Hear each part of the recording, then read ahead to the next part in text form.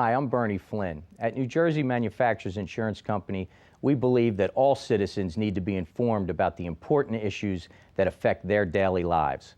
That's why we're proud to support programming produced by Caucus Educational Corporation and their partners in public television. Funding for this edition of One-on-One with Steve Adubato has been provided by Choose New Jersey. Our mission is attracting companies to the Garden State. New Jersey Credit Unions, banking you can trust. AmeriHealth Caritas, parent company of Perform Care. Care is the heart of our work. New Jersey Natural Gas, proud to support education in our communities. Activus, in cooperation with the American Medicine Chest Challenge. New Jersey Manufacturers, and by the Russell Berry Foundation. This is One-on-One.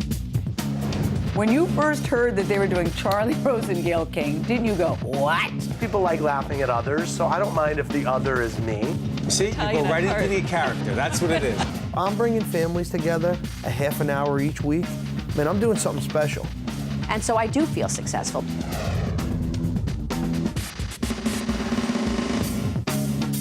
Hi, I'm Steve Adubato. Welcome to One-on-One. It is my pleasure to introduce Dr. Christopher Molloy, Senior Vice President, Research and Economic Development at the great Rutgers, the State University of New Jersey, my alma mater. Good to have you with us. And mine too, Steve. It's a pleasure to be here. Yeah, you got your proud Rutgers pin on. I do. In the Big Ten. Yeah, so this has been a hell of a year at Rutgers, actually, Steve. Besides being in the Big Ten and adding... What about the big merger? Yeah, the merger is really the big story here in New Jersey. With UMDJ, University of Medicine Dentistry. The majority of it in UMDJ joined Rutgers about a year ago in July. I actually had the pleasure and the unfortunate circumstances to lead that merger. Yeah, so we heard. However, it's the largest one in the history of higher education. It's worked out extremely well. The UMDJ folks have been able to recruit students as Rutgers now. They've graduated classes of medical students as Rutgers. They've been able to really anneal some of that research enterprise that they have in clinical trials to what our basic scientists can do at Rutgers, especially in the New Brunswick campus. And it's really, really doing extremely well, this merger. You know, this merger, which was talked about for a long time, and a lot of people thought, hey, this will never happen. And then it happens, right? And so you think, okay, Rutgers, look at some numbers here. Under the merger, Rutgers has moved from 55th to 22nd place in Health Institute grants. It makes Rutgers huge, but I had more research dollars than ever before. Then I asked myself, okay, so what is the impact to the average person watching on public broadcasting right now and on FiOS? They say, okay, so what does this mean to me? I'm not part of that academic institution, you say? Yes, but it's an economic development engine. Okay, so a big reason that the pharma companies have moved some jobs to areas like Boston and San Diego. We've lost them. We've lost them, but we haven't lost them forever. There's still a huge pharma presence here and a growing biotech presence because of the talent that pharma shed from industry. Our new revamped university is able to bring in research dollars and multidisciplinary grants. Rutgers now has access to medical research at the bedside where physicians are seeing patients and treating patients. An example of that is this $10 million gift we just got, an anonymous gift to support cancer genomics, that is studying how individual cancers and individual patients can be treated by personalized drugs or targeted drugs. A $10 million? $10 million anonymous gift. Are you saying, Kristen, you're not sure that that would have happened if the merger hadn't happened? No, the merger completely enabled that. Really? Completely. Because we're able to take Dr. Jay Tishfield's cell and DNA repository, his Infinite Biologics, which is a high throughput way to keep cells and study cells and genomes in culture, with the patient samples that can come from CINJ and use that targeted Cancer Institute of New Jersey. Right. Translate that again to what that could potentially mean, because research, so pipeline stuff down the line, what does it mean? Rutgers is positioned to do state-of-the-art precision medicine on individual patients' cancer tumors. State-of-the-art in an NCI Comprehensive Cancer Center designated by the National Cancer Institute. Really, we're one of the few in the country that can do that, and this is going to benefit the citizens of New Jersey. Likewise, We have a strong research portfolio in infectious disease. You know that there's many issues with MRSA and other types of infectious disease components. We just got a federal grant, multidisciplinary grant, $26 million from the NIH. National Institutes of Health? National Institutes of Are Health. you saying that grant, as you talk about it, may not have happened It would not if have Rutgers happened. had not merged with It's a UMDJ? it's a collaboration between the terrific scientists at the Public Health Research Institute in Newark and our scientists in New Brunswick that are working on infectious disease. What could all this mean for the students of Rutgers? Well, they have opportunities now to train from their undergraduate degrees into working in research labs that work on medicine, dentistry, public health, a whole variety of things that they couldn't do before. The other thing that really is important here to note, though, is that the biotech industries that want talent that is trained broadly across the whole paradigm of research from basic science all the way to clinical medicine will be able to access that directly in one university. So part of my responsibility is to have a business practice enterprise at Rutgers that makes it easy to do corporate contracts, that has concierge service for business development folks to be able to interact directly with these companies, for them to sort of know who to go to and how to work with such a tremendously large university. Is this really about bringing more business into the state? It's about bringing more and keeping some here. And that we might lose to the Bostons or the Silicon Valleys of the world? And the truth of the matter is that those universities up there aren't that easy to work with either. We're really rebooting Rutgers to be able to do that. And we're collaborating with NJIT, Princeton, and a bunch of other universities as well. To what degree does it raise the brand of Rutgers? And I'm thinking about this. Rutgers has a solid reputation in a lot of ways. But to what degree does it raise the brand of the university? Well, you know, the university has a strong brand, but you know, Steve, as you know, we both went there. It's almost 250 years old. But it was a private university until the 1950s. A land-grant university? Land-grant university then, but really private, and really didn't have that state support that the Michigans and the Penn States not Michigan had. State, not Penn State. Right, until later. And New Jersey's been kind of playing catch-up, even though we have now the oldest university in the Big Ten. With President Barchi, the new president, who's the first scientist to be president at Rutgers, actually a physician scientist. And with this bipartisan coalition that supported this merger with the former UMDJ, we've really now created that Big Ten kind of university, big public university that can support basic science and economic development. Let me tell you, in the Big Ten, there are now 14 schools, as you know. Right. In terms of patent licensing, from research patents, Rutgers is number 5 out of those 14. What does that mean? In other words, some of the technologies and inventions that have happened both at UMDJ and Rutgers. Put them together and is almost $17 million in annual licensing revenues coming into the university that helps support continued research, but also is really a way to jumpstart companies. And we've launched about 100 companies over the last several years. With all that money coming in, how do you keep tuition level? Because that's not happening. It's always going up. This is the balancing act that all state universities happen. As you know, it's more and more expensive to pay employees. It's more and more expensive to do research. All states are stressed with supporting their public universities. Something has to give. We're trying to create new revenue streams with this economic development, sponsor research, work with industry to sort of offset some of that tuition. And hopefully in the process we keep more of the best and brightest right here in the state. Well, I'll tell you, a lot of the best and brightest are applying now to medical schools here because it's Rutgers.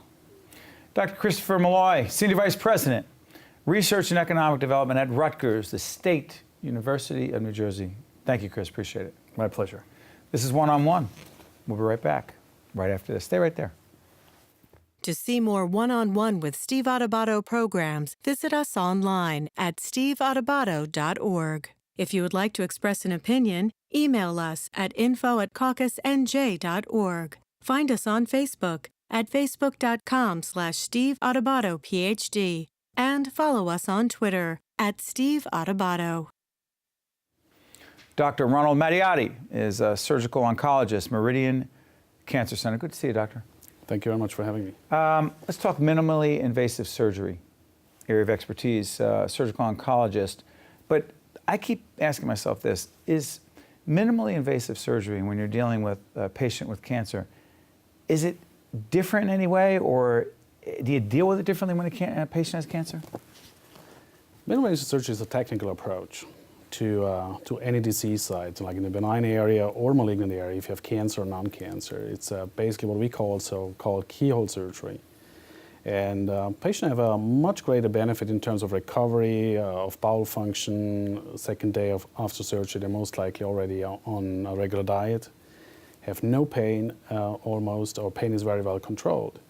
So if you talk about cancer, it's even more interesting in applying this new technology because, why is that? Because you have smaller incisions. Immune function is preserved, so patients are battling their post-operative stress much better. And if you have smaller incisions, if we can plug, if you have an unexpected finding, especially if you operate on colon cancer, and the pathologist stages the specimen afterwards and tells us, hey, this patient needs chemo, we can plug in the patient right away a week later into chemotherapy, life-saving treatments.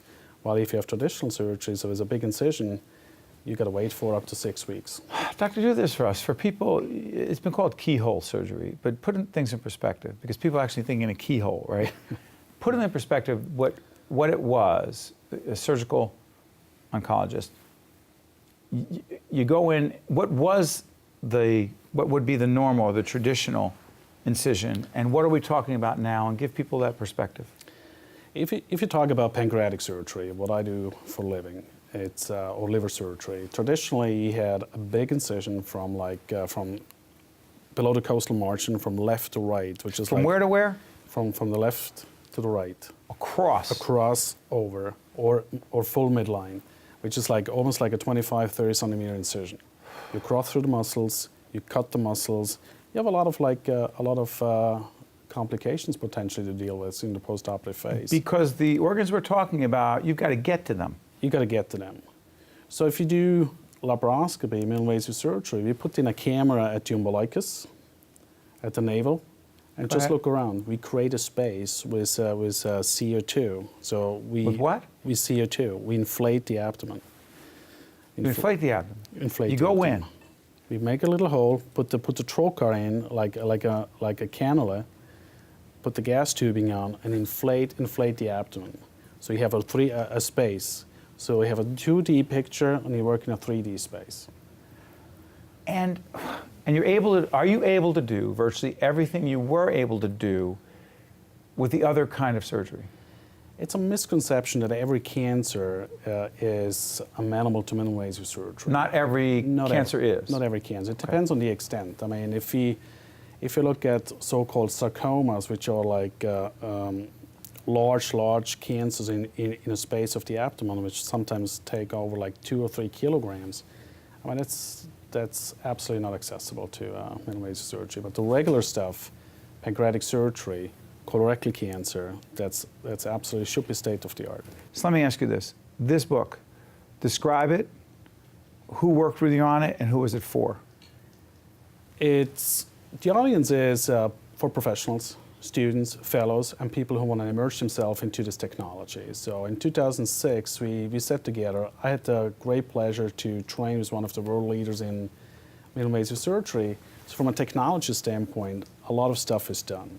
So you can't really explore any more cavities in the abdomen put in a cannula or like a TV camera. Right. So we were thinking about what's going to be the next best step in minimally invasive surgery, and we tried to combine a disease site, a disease process with a technology approach, and that's where this book came in. So that's what we did. Now your team, the Meridian Cancer Care team, yeah. Who's on it and why are they on it? The leadership is under Dr. Mark Krasna, corporate leader of Meridian Cancer Care. I'm leading the pancreas and liver division, and we're adding more and more surgeons right now. 2 others coming on board right now for thoracic oncology, and we all are specialists in minimally invasive surgery. Talk about a team. It's interesting, this team approach, right? All these different players on this team. Why is that so necessary? Cancer care, you can't do it alone.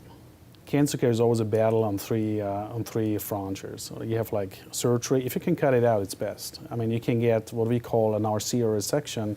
You have local control. But if you can't have that, you got to have some systemic control. Some cells could have shed. So you got to have a chemo doctor taking care of that. On top of that, you need radiation oncology. These are the three clinical specialists working on a cancer team. And what we're trying to do, our door to treatment time is usually 7 days. If a patient hits my office, we're going to have a preliminary treatment plan for you in less than 7 days. And that whole customized plan, I guess, what is the term? Personalized care. Tailored patient care? Tailored patient What does that mean? care. So if you come to me, Steve, and you have a cancer, and I'm going to look at all the stuff, define if you need further workup, talk to my colleagues from Hem-Onc, talk to my colleagues from radiation oncology, and then we come back together on an interdisciplinary tumor board.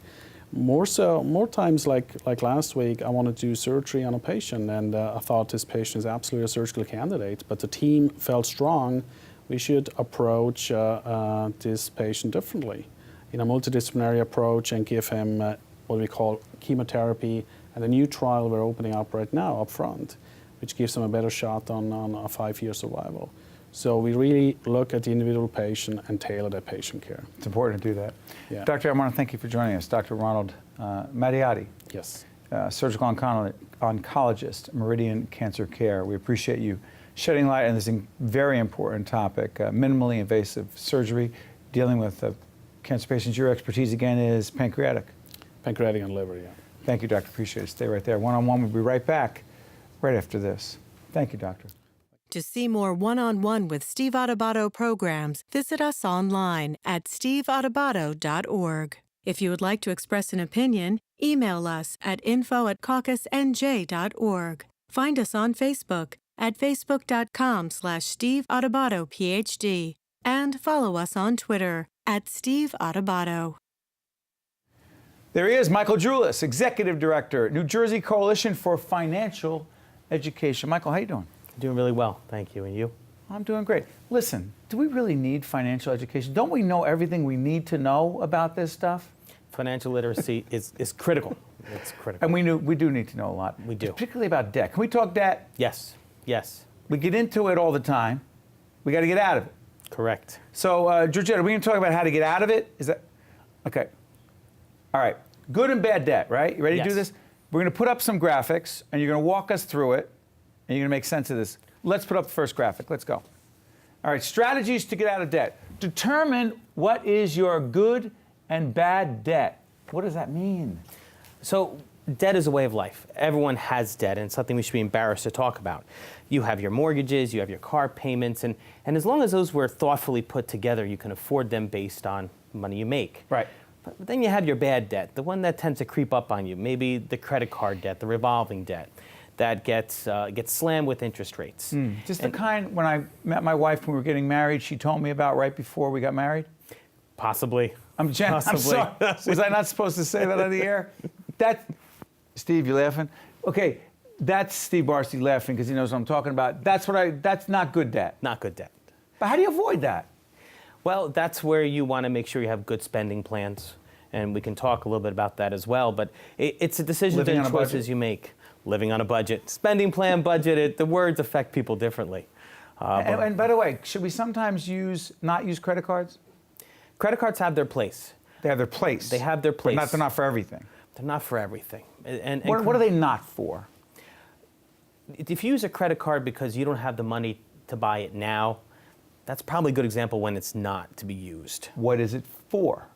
Credit cards are a great opportunity to track your spending using technology, a great opportunity to build up rewards, so you know how much money you can spend in a month. And how about an emergency? Sorry for interrupting. Emergency. Best thing for emergency is cash. Come on. And I don't have the cash. Well, that's one of the first steps is trying to amass a little bit of cash. You have ability to make choices in an emergency that you wouldn't have if you didn't have cash. Interesting. Good and bad debt. We need to know the difference. Right. Ready? Second way to get out of debt. Let's go. Organize your debt using free tools. What's this about?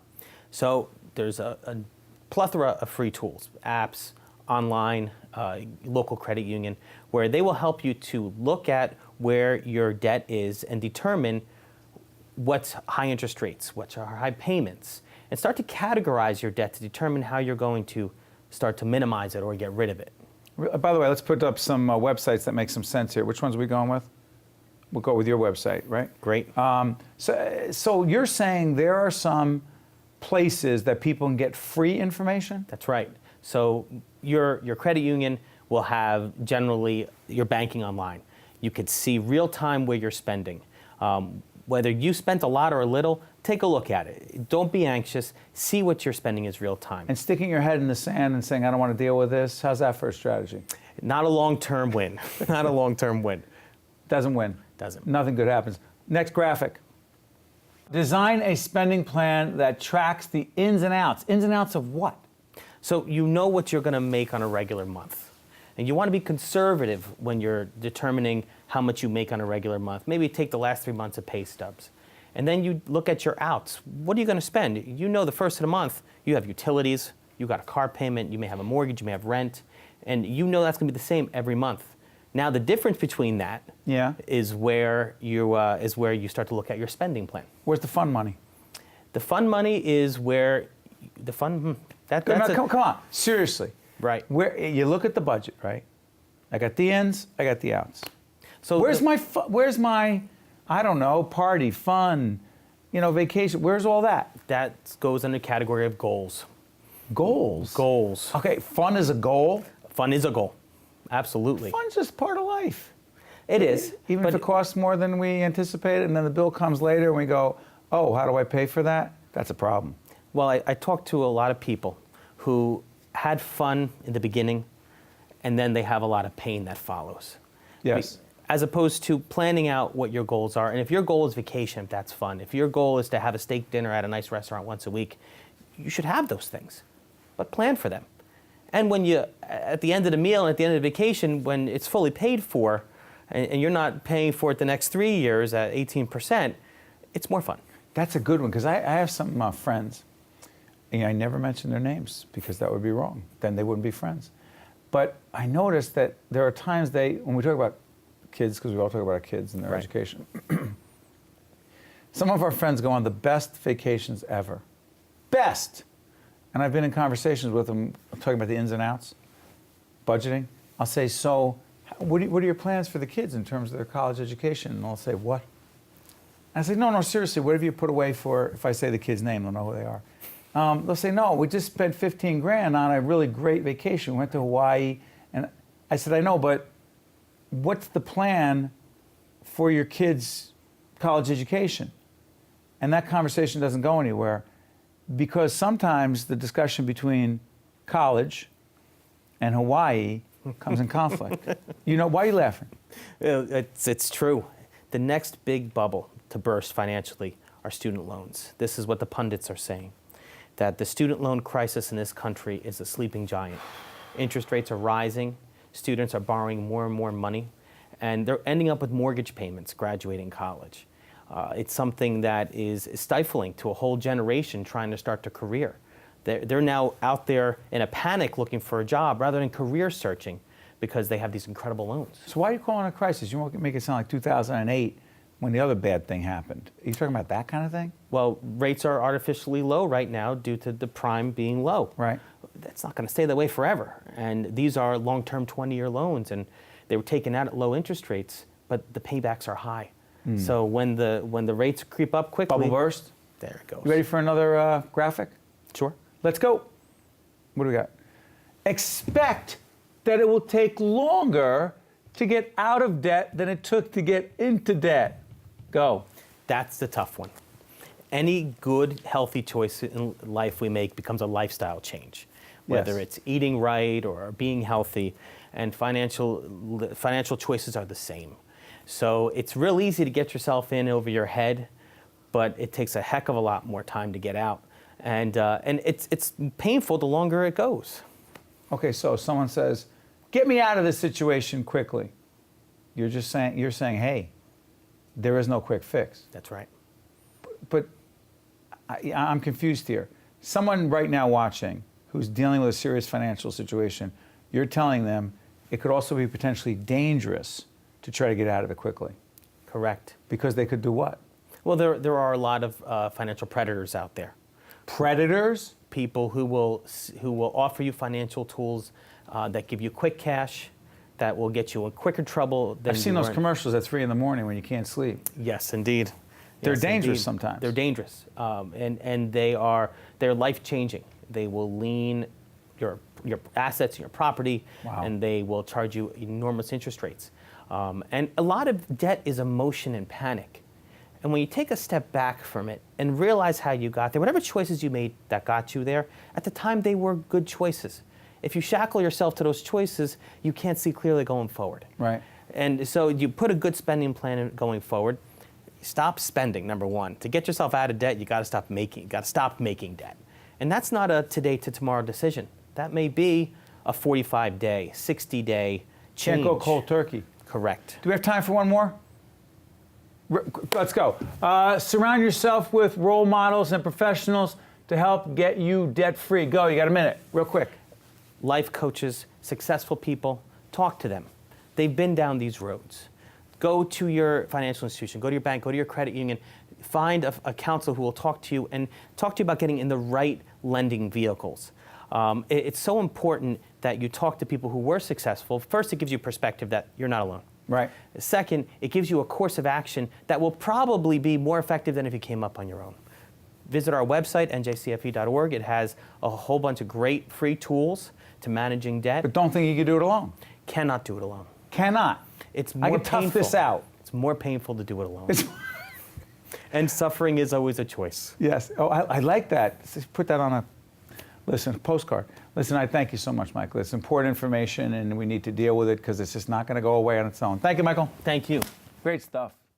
One on One with Steve Adubato has been a production of the Caucus Educational Corporation, celebrating over 25 years of broadcast excellence. Funding for this edition of One on One with Steve Adubato has been provided by Choose New Jersey, New Jersey Credit Unions, AmeriHealth Caritas, parent company of Perform Care, New Jersey Natural Gas, Activus, in cooperation with the American Medicine Chest Challenge, New Jersey Manufacturers, and by the Russell Berry Foundation. Promotional support provided by the Star Ledger, powering NJ.com, and by Commerce Magazine. Transportation provided by Airbrook Limousine, serving the metropolitan New York, New Jersey area.